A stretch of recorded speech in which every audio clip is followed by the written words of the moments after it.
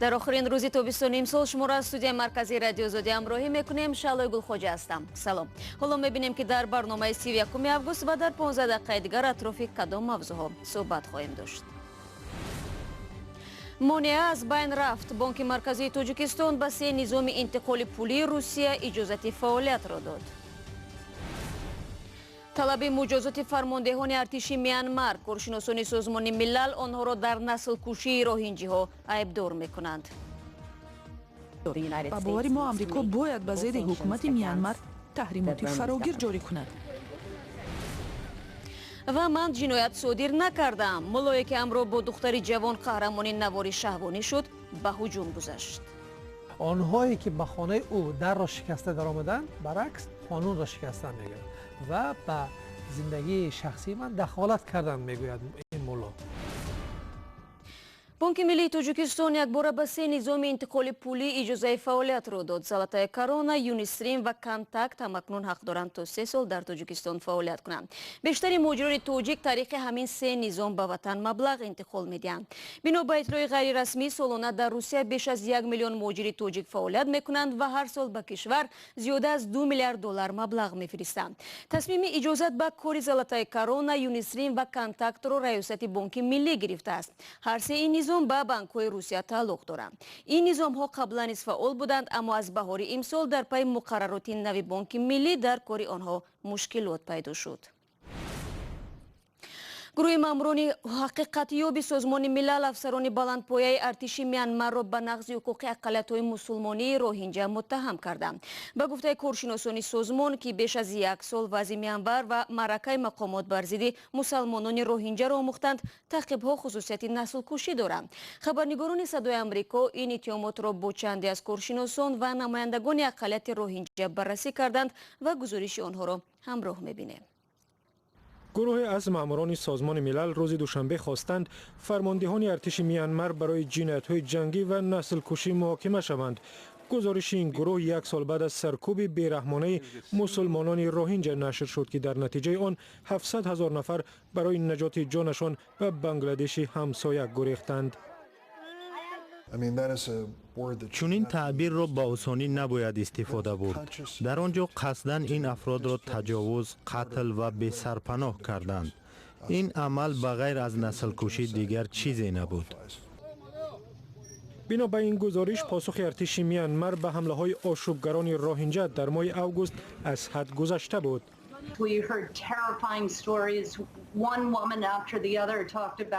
ما داستان‌های وحشتناک می‌شنیدیم. زنان با نوبت می‌گفتند که چند سرباز آنها را تجاوز می‌کرد، کودکان را به علنگه آتش می‌انداخت. می‌گفتند که پلیس به طرف کودکانی در حال گریز تیر می‌انداخت. فقط جنایت‌های وحشت‌آور.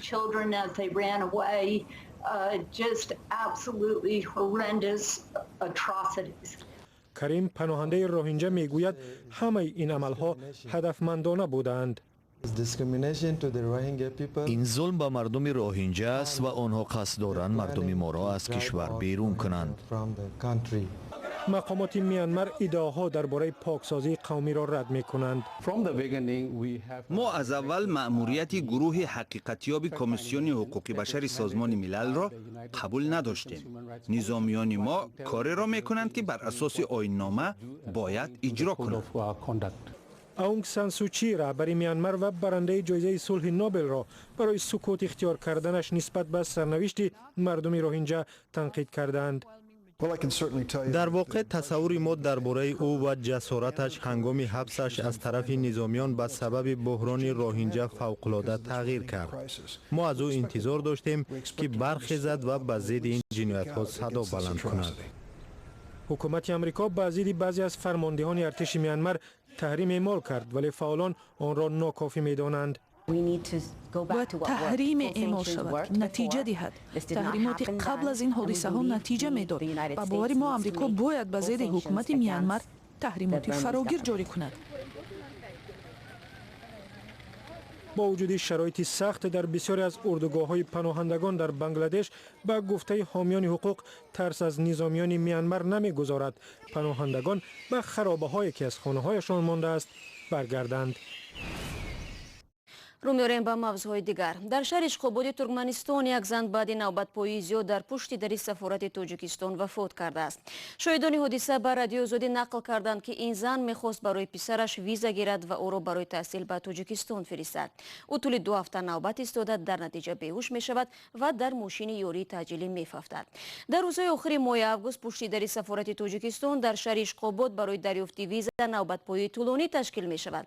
برخی ها با وجود هفته‌های نوبت‌پایی نمی‌توانند ویزا بگیرند. طبق حساب‌ها بیش از 4000 دانشجوی ترکمن در تاجیکستان تحصیل می‌کنند. یک مولو از ولایت خوارزم ازبکستان کارمندان پلیس را به دخالت در امور خصوصیش ایبدار کرد. نواری عشقورزی عبدالحمید اوتاجانوف 61 ساله به شبکه‌های اجتماعی راه یافته است. عبدالحمید اوتاجانوف میگوید نواری شهوانی را 6 سال پیش پلیس ثبت کرد. در این نوار مولای اوریان همراه با یک دختری جوان است. همچنین دیده می شود که کارمندان پلیس به حجره وارد شده این مرد و دختر را بازپرسی میکنند.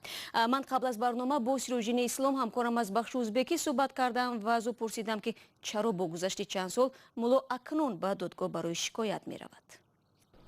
خب شهروند ازبکستان که در شهر اورگنج زندگی می کند می گوید که اصلا این قضیه پوشیده شده بود، ولی یک ماه اخیر در شبکه‌های اجتماعی این ویدیو نوار پخش شده است و از این او خیلی نگران شده است و به گفته او، به اعتماد او، کارمندان پلیس عمدن این کار را کردند و عمدن این ویدیو را، این نوار را پخش کردند. بعداً من از سیروجدین پرسیدم که هدف پخش نوار چی بوده است؟ از پخش این خب البته بدنام کردن یک مولایی که در شهر اورگنج نام دارد و نفوذ دارد. به هر حال این نشان دادن آن است که مثلا بینید مولاهای کشور ما چگونه کارها را میکند و از دین دورتر شوید. گویا همین مسیج را، یعنی همین پیغام را دادنی بودند. سال دیگری من از سیروجدین در مورد عکس‌العمل مقامات به دعوای مولو بود. خب عکس‌العملشون ما روزهای 27 و 28 август با کارمندای پلیس شهر اورگنج ولایت سرخنده‌ای صحبت داشتیم و آنها وعده دادند که این قضیه را دنبال میکنند و آنهایی که در این حادثه دست داشتن البته به جوابگری کشیده میشد، ولی ما قضیه با چی انجامید تا هنوز نمیدانیم. اصلا ثبت و پخش نوارهای شهوانی افراد روحانی در کشورهای آسیای مرکزی پدیده رایج است. از جمله مفتی قرقیزستان را همین گونه در مهمانخانه ثبت کردند و در تاجیکستان چنین مثالها خیلی زیادند. ولی در همه این حالت‌ها روحانیان برای دفاع از خود صدا بلند نمی‌کردند. اما عبدالحمید اوتاجانوف برخوردی دیگر کرد. سبب چیست؟ این سوال را نیز من از سیروجدین پرسیدم. اولش این است که مولا میگوید که این حادثه در خانه او با خواهش زن و خودش رخ افتاده است و او قانون را نقض نکرده است، یعنی قانون نشکسته است. آنهایی که به خانه او در را شکسته در آمدن برعکس قانون را شکسته میگوید و به زندگی شخصی من دخالت کردن میگوید این مولا و اساس هم دارد. برای همین در شبکه‌های اجتماعی خیلی تنقیدم کردن، گفتن که پلیس چه حق دارد، کارمند امنیتی چه حق دارند که به خانه یک نفر درآیند این کار را کنند، چون در ویدیو دیده می شود که زن نیست با خواهش خودش با این مرد عشق ورزی می کند.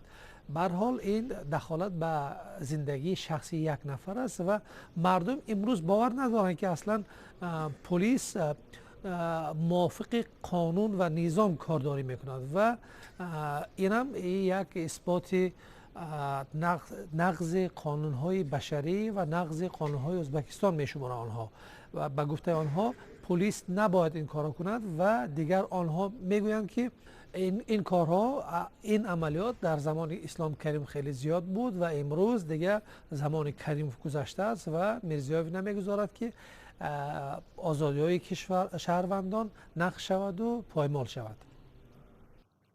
همکارم سیروجدین اسلام از بخش ازبکی رادیو آزادی صحبت میکرد. شما برنامه خبری رادیو آزادی را تماشا دارید. دوستداران خرما، میوه‌ای که در تاجیکستان سرخریدار است، امکان دارند مدت یک ماه دیگر در عربستان سعودی شیرین ترین نوای آن را بچشند. در جشنوارای مخصوص صدها تن این میوه به فروش گذاشته شده است و تاجران هم برای جلب خریداران بیشتر با هم رقابت میکنند. خیرمان بقازاده در همین باره میگوید. дар миёни анбӯҳи мошинҳои боркаш тоҷирон бо садои баланд муштариёнро ба харидани яке аз муҳимтарин маводи ғизоии ховари миёна даъват мекунанд. ин оғози ҷашнвораи хурмо дар шаҳри бурайдаи арабистони саудӣ аст. ҳар сол дар ин шаҳр то 300 000 тонна хурмо ба фурӯш меравад. ҳар рӯз то 1500 мошини боркаш бо хурмо ба бозори марказии ин шаҳр меоянд. мо дар бораи миқдори хеле бузурги хурмо дар бозор суҳбат мекунем. дар ин ҷо навъи сукарӣ ё худ шакарии хурмо фурӯхта мешавад, ки дар ҷаҳон маъруф аст. дар ҷашнвораи хурмо ба муштарӣ беҳтарин намунаҳои хурмо пешкаш мешавад. ба қавли Абдулатиф Вуҳайбӣ, хурмо бояд якранг бошад. агар нисфаш сурху нисфаш зард бошад, мазза надорад. аксари муштариён хурмои навъи сукариро меҷӯянд. сукарӣ метавонад сурх ва ё зард бошад. нархи сукарии зард аз 20 риёл барои як қутии 3 килограмма то 250 риёл ё худ 80 то 85 доллари амрикоӣ қимат дорад. ҷашнвораи хурмои бурайда 45 рӯз идома мекунад ва дар ин муддат муштариён аз гӯшаҳои мухталифи ховари миёна барои харидории ин меваи маъруф мешитобанд. дар чунин бозори серрақобат пайдо кардани харидор кори осон нест. қабл аз ҳама бояд дар бораи моли фурӯшӣ маълумоти хуб дошта бошед. нархро донед ва муштариро бо садо, ҳаракат ва тарзи фурӯш ҷалб кунед. барои мисол муштариро бо лабханд пешвоз гиред то аз шумо хурмо харад. бисёриҳо хурморо аз ҷашнвора харида дар яхтонҳо ҷой мекунанд то дар моҳи шарифи рамазон ҳангоми афзоиши талабот ба хурмо онро ба фурӯш гузоранд. ривоят зиёд аст ки шикастани рӯза бо хурмо барои саломатӣ фоида дорад. ҷашнвора имсола 2 август шурӯъ шуд ва қарор буд 6 сентябр ба поён расад, вале тақозои рӯзафзун боис шуд ки ҷашнвораро боз як моҳи дигар тамдид карданд. бармегардем ба Тоҷикистон. дар ноҳияи восеи Хатлон кормандони тоҷик кино ки ба муассисаи давлатии тоҷик филм табдил ёфтааст, аз номуайянӣ дар фаъолияташон шикоят мекунанд. ин муассисаи давлатӣ бо кам кардани воҳиди корияш чандин кормандашро аз кор ҷавоб додааст. чуночарои ин мавзӯъ дар гузориши Мумин Аҳмадӣ. ба тоҷик филм табдил ёфтани тоҷик кино Саъбагулро бекор кард. қати шавҳарам ҳардумон онҷа кор мекунем, мо ба ҳамин қадар 5 фарзандро гузаронӣ мекардем. моҳи декабри соли 2017 бо қарори ҳукумат муассисаи давлатии тоҷик филм таъсис ёфт ва шуъбаи тоҷик кинои ноҳияи восеъ ба ихтиёри он гузашт. дар ҳамин 312 воҳиди корӣ ҷудо карда шудааст дар республика ва аз ҳамин 28 тоаш ба раёсати Қурғонтепа ва 28 дигаш ба суғд ба ҳамин тариқ тақсимо шудаанд. нигаронии шуъбаи восеъгии тоҷик кинои собиқ ҳамин аст ки аз ин 28 ҷой ба онҳо чизе нарасид. мисол дар ноҳияи восеъ корхонаи фаръии давлатии тоҷик киное ки пешина буд 4 нафар коргар доштем. имрӯз бошад ҳамин 4 нафар барканор шудааст, намедонам чӣ кор кунанд. Саъбагул аз соли 1998 дар тоҷик кино кор мекард. аз моҳи апрел то кунун мисли дигар коргарон маош нагирифтааст. маошам 300 сомон буд, рӯзгузаронӣ ҳисоби яъни ҷа буд ба фарзанду. ҳоло кормандони тоҷик кинои собиқ намедонанд ин биноро партофта раванд ё боз чанд моҳи дигар ба умеди тағйири вазъ интизор шаванд. ва Комроншоҳи Устопириён паҳлавони маъруфи тоҷик медали биринҷиро ба даст овард. ӯ дар бозиҳои 18 тобистонаи осиёӣ дар мусобиқаи ҷудо ҷойи сеюмро гирифт. ин бозиҳо ки дар шаҳрҳои Ҷакарта ва Палембанги Индонезия ҷараён дорад, рӯзи якшанбеи 2 сентябр ба анҷом мерасад. ба ҳамин тартиб феълан мунтахаби Тоҷикистон бо касби 3 медали нуқра ва 1 медали биринҷӣ дар ҳисоби умумӣ дастаӣ дар ҷойи 30 қарор дорад. бинандаи азиз, тафсилоти бештари мавзӯи рӯз ва дигар хабаргузоришҳои радиои Озодиро ки дар барнома ҷо нашуданд метавонед дар сомонаи мо www.ozodi.org пайдо кунед. ҳамчунин наворҳои зиёди диданӣ дар Озоди видео шабакаи махсуси мо дар YouTube гузошта шудааст. фардо шанбе аст ва субҳи барвақт аз навиди бомдодӣ хабарҳои тозаро бишнавед. сипос барои таваҷҷӯҳ ва худо нигаҳдори ҳар яки шумо.